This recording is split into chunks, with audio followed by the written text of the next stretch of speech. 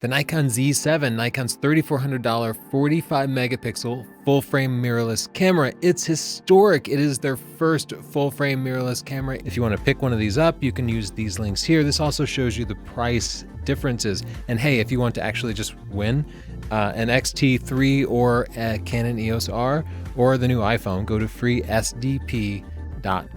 Full disclosure, we have attended press events for every single one of these cameras. We do not allow that to change our review one way or another. And I also say this is boring and dry, and some people see us do these sort of technical tests and they suppose that we think that's what's important in photography. No, we do this because we want to know how each of these cameras will perform in different extreme conditions, so that when we're faced with a photography task, we know which camera to pick up, so that you as a camera buyer know which one suits your style of photography best, so that you can then get the camera and not have to worry about these technical things. If you actually want to learn the stuff that's important to photography, check out our book, Stunning Digital Photography, which has more than 14 hours of video. It's been the #1 photography book in the world for like 5 years now. You can get it at Amazon, check the reviews there, or just go to northrop.photo and there's a 20% off coupon, gas, like gear acquisition syndrome. We also have books on Photoshop and Lightroom and our Art and Science of Photography video training series, which will go to the next level, go deeper than we can on YouTube. You can also buy cool t-shirts like the one I'm wearing here. First up, the Nikon Z7 versus the D850. This is a question a lot of you are asking if you're shooting Nikon's existing mirrorless system. Nikon told us over and over again that the Z7 was a mirrorless D850, that it focused like a D850. And if anything, the image quality would be a little bit better because the sensor is new. It is not a mirrorless D850. It has some advantages and disadvantages. Quickly, the advantages of the D850: more buttons. It has lighted buttons. It has a separate shutter dial where you change the modes. It has 2 AF on buttons, so you can easily switch between single focus points and all focus points. It has 2 memory cards, so you have an instant backup. It has a very simple focusing system where you can hit that AF on button and it will focus. I have never taken it out of AFC and single auto point focusing mode because that works for any scenario. Still subjects, night photography, whatever, it works. It has a better face metering. In other words, it will find faces in the image and automatically meter off of them. That's something that the Z7 will only do in one of its focusing modes. And it has great 3D tracking as subjects move side to side. That's something that doesn't work great on the Z7. The Z7 Pros, on the other hand, it is smaller and lighter. It supports the new Nikon S lenses. There's not really any of those right now, just a couple available. It has sensor stabilization. That's one I'll show you the importance of in just a second. It has an electronic viewfinder that allows you to see the actual exposure, allows you to use depth of field previews without the viewfinder getting darker, and allows you to see focus peaking and a histogram in the viewfinder. Incredibly useful. It makes a big difference in your photography. It can do silent shooting using the viewfinder, which the D850 can't do, and it has a very nice top LCD. Let's look at the image quality. First up, as you look at these pictures, you're going to see a pretty drastic difference. Obviously, the Z7 on the left here looks drastically better than the Nikon D850. And if you look at my settings up here, you'll see the settings are different. The reason they're different is this is my handheld test. I handheld in a dark room and got the best image that I could take using the rule of doubles. You can search YouTube and you'll find my video on that. And this is what came up. The Nikon D850 does not have a stabilized sensor. The Nikon Z7 does. I was using the 105mm f1.4 unstabilized lens, and anything that I shot at 1/3 of a second on the D850 was blurry. But the Nikon Z7, yeah, I was able to handhold a 105mm lens down to 1/3 of a second. This will work with any Nikon lens. So if you have a great Nikon lens collection, and a lot of them don't have stabilization, like a lot of the best lenses don't, those are suddenly stabilized. And if you're shooting handheld, this doesn't make a 1/10 of a stop difference or a 1 stop difference. It can make a 5 stop difference in your images. It is dramatic.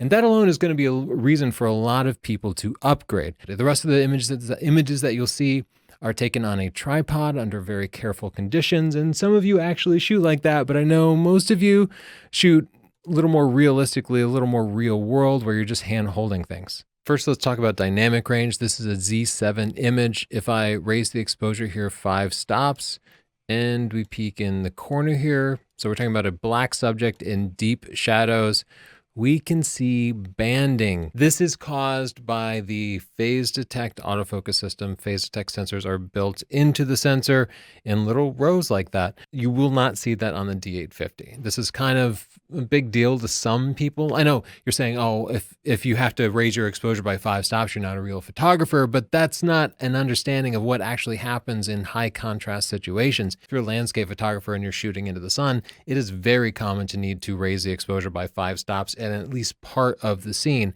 in order to balance the bright sun versus landscape that might be in shadow. As a wildlife photographer, it's very common to need to recover 5 stops of shadow because birds are often in complete shadow and the bright sky can be right behind them. So this might have an impact on your photography, but actually I don't think it's that bad. I think it's overblown. I'll say, having taken a lot of lab and real world shots with the D850, for some reason in the lab tests, the Z7 shots are always a little bit less sharp.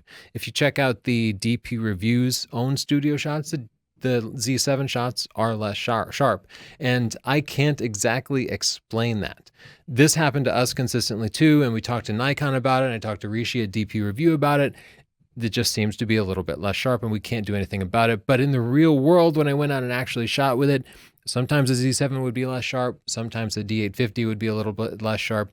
So I'm going to say that the difference in image quality between these two cameras in decent light conditions isn't enough for anybody to worry about. The banding, like I said, I wouldn't worry about that. Some people will, but I don't think that you should. Jumping up to ISO 6400, at this point the Nikon Z7 actually looks a little bit better. I think it's a little bit cleaner than the D850, though they're very, very close, and I don't think most people are going to notice a difference. But look at the noise on the wall here versus the noise on the wall here. To me, the Z7 is a little bit smoother. If you're doing your own comparisons, I'll warn you that Nikon built lens profiles and Lightroom defaults into the Z7 images that are not in the D850 images. So getting them to match up is a little bit of a challenge. We've taken care to do that, but other people could very easily overlook it. Zooming in at ISO 40,000 here, the D850 actually looks a little bit better to me. I start to see some remnants of that banding that we saw. Let's see how the Nikon Z7 compares to the 42 megapixel Sony a7R III, its closest mirrorless competitor. The a7R III has a lot of advantage. It has 2 memory card slots, so you have an instant backup. It has excellent usable eye autofocus. Only Sony really has that. It has a very simple focusing system like the D850. You can punch AF on and it will focus under any conditions with no fooling with different settings or going into different modes. It has a higher FPS. It has more native lenses. New, it's $400 cheaper. Used, it's $1,000 cheaper because you can't buy the Z7 used right now. It has pixel shift, which I'll show you in just a second, and the Wi-Fi system is vastly superior to Nikon's. The Z7 has a couple of pros, the biggest of which is the Z7 can be adapted to any Nikon lens essentially, and autofocus works really well.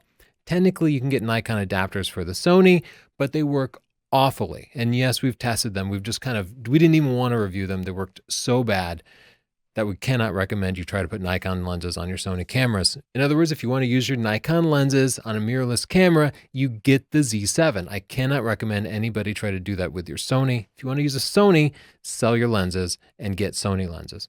The Z7 might be better weather sealed. I know the Sonys aren't the best at weather sealing, but I don't have a good way to test that. And the Z7 has an XQD card, which is much faster. Buffering is a problem on the Sony because you can't say access the menus or switch to video when things are buffering, and the cards are a little bit slow, so that's kind of a common problem. Let's compare the dynamic range at the base ISO. ISO 64 for the Z7 or ISO 100 for the a7R III. Not talking about extended ISOs, but native ISOs.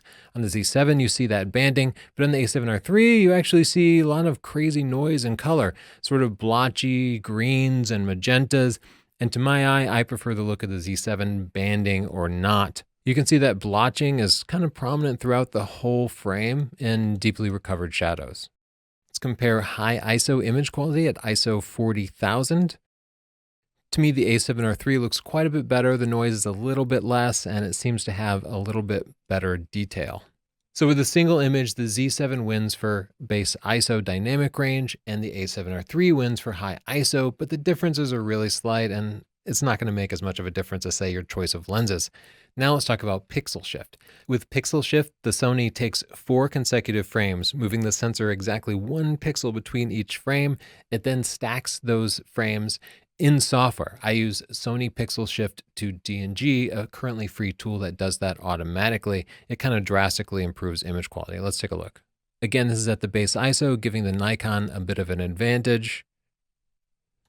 But as we zoom in, we can see clearly that the Sony is much sharper and crisper, and that comes from stacking those 4 images.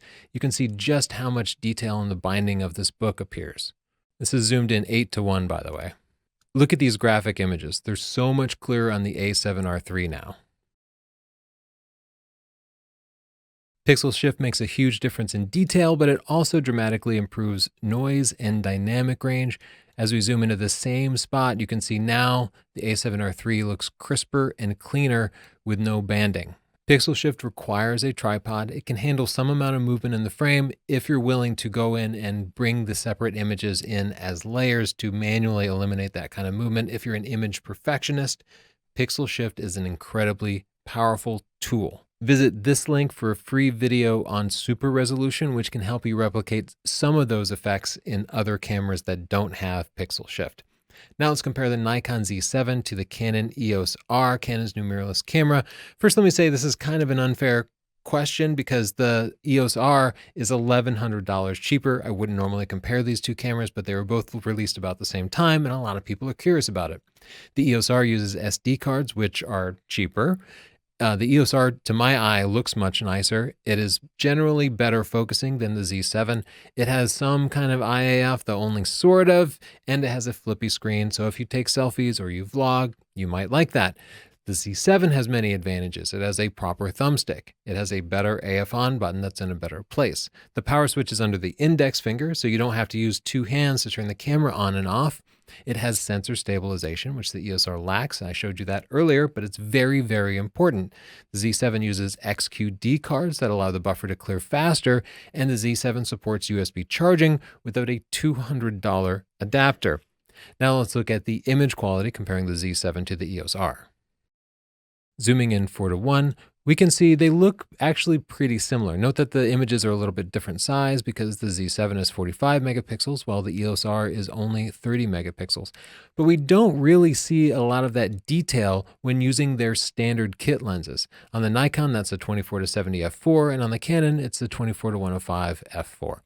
I found that the Canon lens was significantly sharper than the Nikon lens, and that made up in many ways for the lower resolution. Raising the exposure of these images by 5 stops, let's peer into the shadows, and we can see here it's a big win for the Nikon. It's much cleaner. If we peer into the same dark corner again, we see lots of splotchy colors down here. The banding isn't yet appearing on the Canon in this image, but in bigger spaces you would see even worse banding than the Nikon has. At high ISO 6400, the Nikon looks a little bit better. It has less noise and is able to retain more detail. I hope you found this helpful. Please check the pinned comment for any additions or corrections that I might have. If you have questions or your own comments, please add a comment down below.